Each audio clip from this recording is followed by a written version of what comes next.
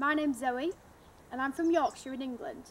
Now I reckon that the folk that live in the Shire of York are not actually too dissimilar from the hobbits that live in the Shire of Middle-earth. We live among green fields and quite a few of us are farmers. We love things that grow. We're rather fond of our meals like mushrooms, taters, roast mutton. Which reminds me, must be about time for my 11s. Ah! Cameo carrot.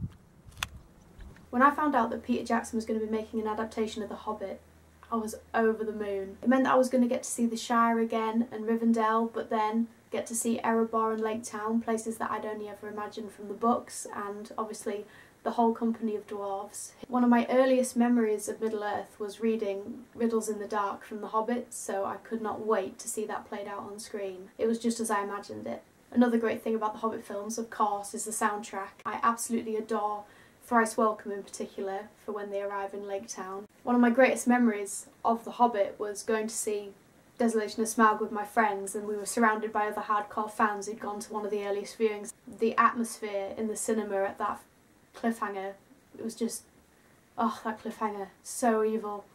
The Hobbit is basically my precious, so I can't wait to see the last film. When people ask me where in the world I'd most like to go, I always say New Zealand. I need to see the spectacular landscapes that bring Middle-earth to life. And of all those landscapes, I'd most like to see the green hills of Hobbiton.